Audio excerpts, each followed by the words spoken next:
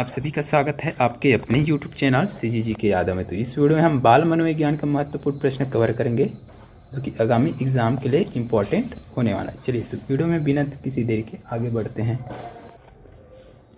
तो कौन से गुण अच्छे मानसिक स्वास्थ्य के नहीं हैं, ये बताना है आपको। तो इस प्रश्न का सही आंसर हो जाए बहुत विनीत और स्वयं में सीमित।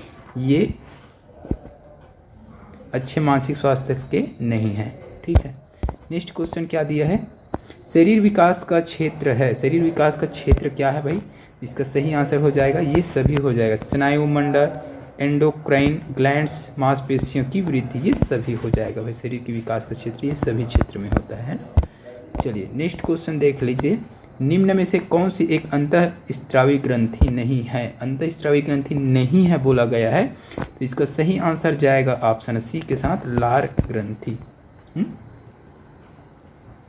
अंतःस्रावी ग्रंथि नहीं है, लार ग्रंथि, ठीक है। चलिए नेक्स्ट क्वेश्चन देखेंगे, बच्चे को दिया गया ऐसा कार्य जो उसके स्तर से थोड़ा मुश्किल हो तो वे बेहतर जुड़ते और सीखते हैं। लेवाइगोस्की ने उपरोक्त कथन में बच्चे के विकास के किस क्षेत्र को इंगित किया है।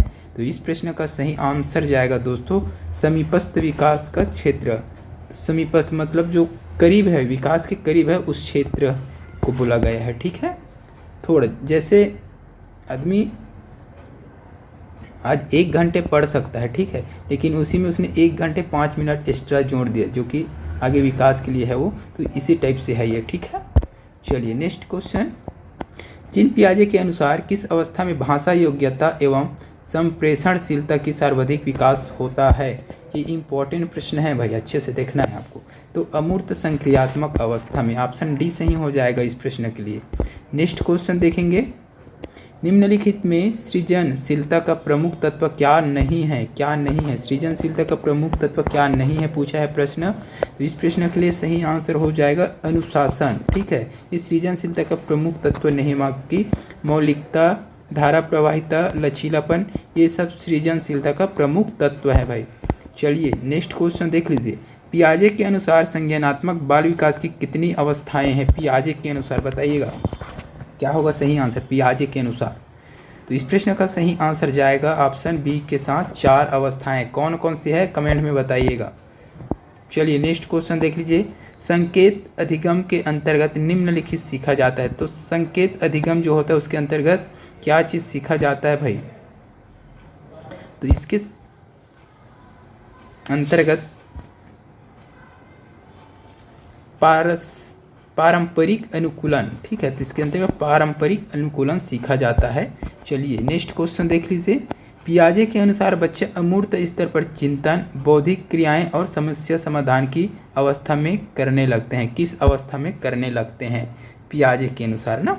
तो इस प्रश्न का सही आंसर देखेंगे तो औपचारिक संक्रियात्मक अवस्था, औपचारिक संक्रियात्मक अवस्था, ठीक है, 11 से 16 वर्ष में, ठीक है। इस चीज़ को याद रखिएगा। पूर्ण संक्रियात्मक अवस्था 2 से 7, मूर्त संक्रियात्मक अवस्था 7 से 11 और औपचारिक संक्रियात्मक अवस्था 11 से 16। और संवेदी पेशी अवस्था की बात करें तो 0 से 2 वर्ष, ठीक है, इतना याद रखना है। चलिए नेक्स्ट क्वेश्चन देख लीजिए, ब्रूनर की प्रतिबिंबात्मक अवस्था पियाजे के संज्ञानात्मक विकास के किस अवस्था से मिलती जुलती है बोला गया है। ब्रूनर का जो प्रतिबिंबात्मक अवस्था है वो पियाजे की संज्ञानात्मक विकास के किस अवस्था से मिलती जुलती है, ये चीज़ पूछा गया है। तो इसका सही आंसर हो जाएगा पूर्व संक्रियात्मक अवस्था से, ठीक है, पूर्व संक्रियात्मक अवस्था। तो 4 अवस्था कौन कौन सा देख लीजिए यहीं पर, संवेगात्मक गामक अवस्था, मूर्त संक्रियात्मक अवस्था, पूर्व संक्रियात्मक अवस्था, औपचारिक संक्रियात्मक अवस्था, ठीक है। चलिए नेक्स्ट क्वेश्चन क्या है, निम्न में से कौन सी अवस्था ब्रूनर के संज्ञानात्मक विकास सिद्धांत का अंग नहीं है बोला गया है, ठीक है। चलिए बताइए क्या होगा सही आंसर भाई। तो इसका अनप्रज्ञ अवस्था, अनप्रज्ञ अवस्था, ठीक है, अनप्रज्ञ अवस्था। चलिए नेक्स्ट क्वेश्चन, निम्न में संश्लेषण का उदाहरण है। निम्नलिखित में संश्लेषण का उदाहरण क्या है भाई। तो इस प्रश्न का सही आंसर हो जाएगा ऑप्शन सी हो जाएगा, ठीक है, प्रमेय सिद्ध करना। चलिए नेक्स्ट क्वेश्चन देखेंगे, एक बच्चा सौ और वास तथा न्यूक्लियर और अनन्यूक्लियर के अंतर को नहीं पहचान पाता, वह पीड़ित है। वह किससे पीड़ित है भाई? तो इस प्रश्न का सही आंसर हो जाएगा डिसलेक्सिया से। ठीक है, चलिए नेक्स्ट क्वेश्चन देख लीजिए। बालक के शारीरिक व क्रियात्मक विकास की दिशा होती है। बालक की शारीरिक और क्रियात्मक विकास की दिशा कैसी होती है? तो इस प्रश्न के लिए सही आंसर देखेंगे तो सिर से पैर तथा शरीर के मध्य से बाहर, है ना। सिर से पैर होता है एक चीज़, और शरीर के मध्य से बाहर, जो केंद्र से परिधि की तरफ बताया था ना एक प्रश्न में, उसी प्रकार का ही है। ठीक है, चलिए तो इसका बी वाला ऑप्शन सही हो जाएगा। नेक्स्ट प्रश्न है, मापन की सर्वाधिक विश्वसनीय मापनी है, कौन सा है भाई? तो इसका सही आंसर हो जाएगा अंतराल। ठीक है, ऑप्शन सी हो जाएगा। चलिए नेक्स्ट क्वेश्चन, समस्यात्मक बालक से संबंधित कौन सा गुण सही नहीं है? समस्यात्मक बालक से संबंधित कौन सा गुण सही नहीं है? तो इसका सही आंसर हो जाएगा सामाजिक रूप से समायोजित। सामाजिक रूप से वह समायोजित नहीं रहेगा भाई, समस्यात्मक बालक जो है। चलिए नेक्स्ट क्वेश्चन, एक नवजात अपनी माता के स्पर्श की प्रतिक्रिया में मुस्कुराता है, यह निम्न में से किस प्रक्रिया का उदाहरण है? तो इसका सही आंसर हो जाएगा ऑप्शन सी हो जाए, सामाजिक संवेगात्मक। ठीक है, चलिए नेक्स्ट क्वेश्चन, पियाजे के अनुसार बच्चा कब मूर्त चीज़ों के लिए ज़्यादा तार्किक लेकिन अमूर्त विचारों का अभाव की अवस्था में पाया जाता है? तो इस प्रश्न के लिए सही आंसर हो जाएगा मूर्त संक्रियात्मक अवस्था। नेक्स्ट क्वेश्चन, संज्ञानात्मक अधिगम एवं नैमित्तिक अनुबंधन में मुख्य अंतर यह है कि क्या है कि? तो इसका सही आंसर देखेंगे तो संज्ञानात्मक अधिगम में प्रोत्साहन की आवश्यकता नहीं होती। ठीक है, चलिए नेक्स्ट क्वेश्चन, वाइगोत्स्की के संज्ञानात्मक विकास के सिद्धांत में इसके फोल्डिंग का अर्थ है। तो इसका सही आंसर क्या हो जाएगा भाई? तो अधिक निपुण साथियों का एक शिक्षक के रूप में उपयोग करना, ये हो जाएगा भाई इसके फोल्डिंग का अर्थ। चलिए नेक्स्ट क्वेश्चन, पियाजे सिद्धांत में पराधीन नैतिकता खाली स्थान दौरान दिखाई पड़ती है।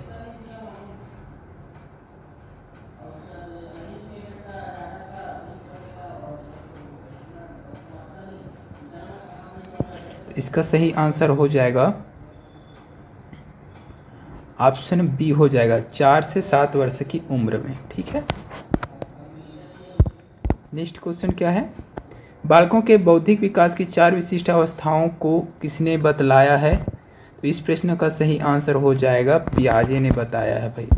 नेक्स्ट क्वेश्चन, पियाजे के सिद्धांत में एक प्रक्रिया जो धारणाओं और अनुभव के बीच, पुराने और नए के बीच संतुलन बनाने वाली क्रिया को जाना जाता है। तो इसका सही आंसर जाएगा दोस्तों संतुलन। ठीक है, नया पुराना कम ज़्यादा संतुलित को बताता है भाई। चलिए नेक्स्ट क्वेश्चन देखेंगे दोस्तों,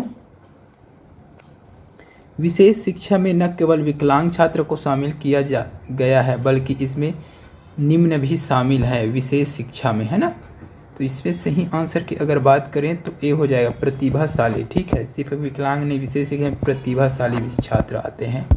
चलिए नेक्स्ट क्वेश्चन देख लीजिए, एक बच्चा उद्देश्य व कार्य को तर्कपूर्वक सोच सकता है, यह पियाजे की अवस्थाओं का एक कारण है। वह अवस्था है, कौन सी अवस्था का है भाई? तो इसका सही आंसर प्रत्यक्ष संक्रियात्मक अवस्था हो जाएगा, ऑप्शन सी सही है। चलिए नेक्स्ट क्वेश्चन, हिंदी को बालक किस आयु में पहचानने लगते हैं? तो इसका सही आंसर हो जाएगा दोस्तों 5 वर्ष की आयु में। चलिए नेक्स्ट क्वेश्चन, जिन इच्छाओं की पूर्ति नहीं होती उनका भंडार गृह निम्न में से कौन सा है? तो इस प्रश्न के लिए सही आंसर इदम हो जाएगा भाई, इदम। नेक्स्ट देखिए, प्राथमिक स्तर पर मातृभाषा में शिक्षा देना बेहतर है क्योंकि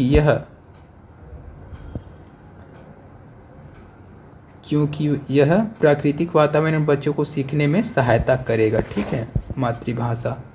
चलिए नेक्स्ट क्वेश्चन, श्यामपट्ट पर लिखते समय सबसे महत्वपूर्ण क्या है?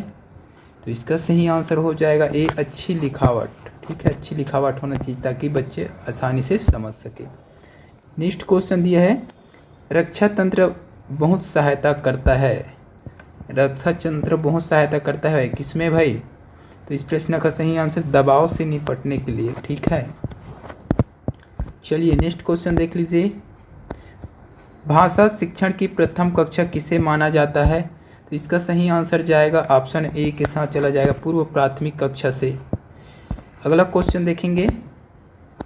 एक विद्यार्थी कहता है उसका दादा आया है। एक शिक्षक होने प्रतिक्रिया होनी चाहिए। एक शिक्षक होने के नाते प्रतिक्रिया क्या होनी चाहिए? तो इसका सही आंसर होगा सी, अच्छा उसके दादाजी आए हैं। चलिए नेक्स्ट क्वेश्चन। भाषा में अर्थ की सबसे छोटी इकाई, भाषा में अर्थ की सबसे छोटी इकाई कौन सी है भाई? इसका सही आंसर हो जाएगा स्वनिम, ठीक है, स्वनिम हो जाएगा भाई। चलिए नेक्स्ट क्वेश्चन देखिए। भाषा विकास में सहयोग करने का कौन सा तरीका गलत है? भाषा विकास का सहयोग करने का कौन सा तरीका है वो गलत है? तो इसका सही आंसर हो जाएगा उसकी अपनी भाषा के प्रयोग को अमान्य करना। उसकी अपनी भाषा के प्रयोग जो करता है उसे अमान्य करना, ये गलत है भाई। चलिए नेक्स्ट क्वेश्चन। थ फ च ध्वनियाँ है, ये किस प्रकार की ध्वनियाँ है भाई? तो ये हो जाएगा स्वनिम ध्वनियाँ है ये, है ना, ऑप्शन ए सही हो जाएगा। नेक्स्ट क्वेश्चन क्या है? किस व्यवहारवादी का मानना है कि अन्य व्यवहारों की भांति भाषा भी क्रिया प्रसूत अनुबंधन द्वारा सीखी जाती है? तो इसका सही आंसर हो जाएगा ऑप्शन बी, स्किनर। चलिए नेक्स्ट क्वेश्चन। खाली स्थान महीनों की आयु के बच्चे, अधिकांश बच्चे शब्दों को मिलाकर छोटे छोटे वाक्यों में बोलना शुरू कर देते हैं। कौन से महीने के बच्चे? तो इस प्रश्न के लिए सही आंसर हो जाएगा 18 से 24 मंथ के जो बच्चे होते हैं, अधिकांश बच्चे वो छोटे छोटे वाक्य में बोलना शुरू कर देते हैं शब्दों को मिलाकर ना। चलिए नेक्स्ट क्वेश्चन। एक छात्र पढ़ रहा है, उसका नाम लेकर किसी ने बुलाया। निम्न में से किस संवेदना द्वारा वह अपनी अनुक्रिया प्रकट करेगा? तो इसका सही आंसर हो जाएगा दोस्तों ऑप्शन बी हो जाएगा, ध्वनि संवेदना, सुनकर, है ना, ध्वनि। चलिए नेक्स्ट क्वेश्चन। इनमें मनोवैज्ञानिक भाषा विकास से संबंध है। तो इसका सही आंसर क्या होगा? तो बी को मस्की हो जाएगा, ठीक है। चलिए नेक्स्ट क्वेश्चन देखेंगे।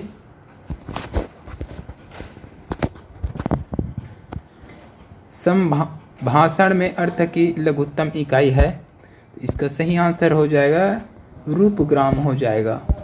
चलिए नेक्स्ट क्वेश्चन देख लीजिए। इस प्रकार बोलना अथवा लिखना जो दूसरों पर प्रभाव छोड़ दे कहलाता है। तो ऐसा लिखना या बोलना जो दूसरों पर प्रभाव छोड़ दे वह क्या कहलाता है भाई?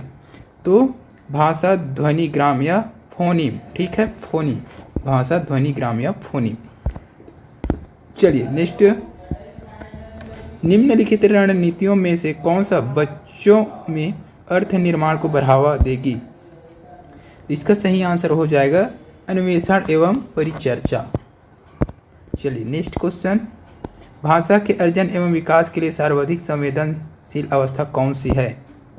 कौन सी है भाई? तो इसका सही आंसर जाएगा ऑप्शन बी, मध्य बाल्यावस्था हो जाएगा। चलिए नेक्स्ट क्वेश्चन देखिए। बच्चों को संकेत देना तथा आवश्यकता पड़ने पर सहयोग प्रदान करना निम्नलिखित में से किसका उदाहरण है? तो इसका सही आंसर क्या हो जाएगा? ऑप्शन डी, पाठ या ढांचा का। चलिए नेक्स्ट क्वेश्चन देखेंगे।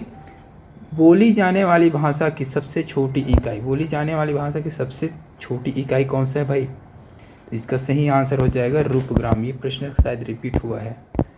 चलिए नेक्स्ट क्वेश्चन। अध्यापकों को कक्षा में बहुभाषीयता को समझना चाहिए। तो एक गुण और साधन के रूप में समझना चाहिए भाई। चलिए नेक्स्ट क्वेश्चन।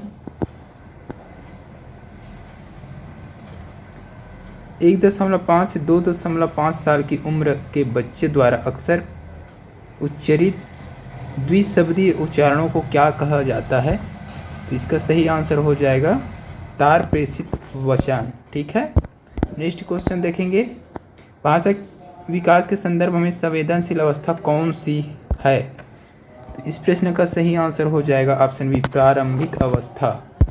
नेक्स्ट क्वेश्चन देखेंगे। भारत में अधिकांश कक्षाएं बहुभाषीय होती है और इसे शिक्षक द्वारा खाली स्थान के रूप में देखा जाना चाहिए। तो इसका सही आंसर हो जाएगा संसाधन के रूप में देखा जाना चाहिए। अगला क्वेश्चन और इस वीडियो का लास्ट क्वेश्चन, अगर वीडियो अच्छा लगेगा तो लाइक ज़रूर कीजिएगा भाई। भाषा विकास के लिए प्रारंभिक बचपन खाली स्थान काल है।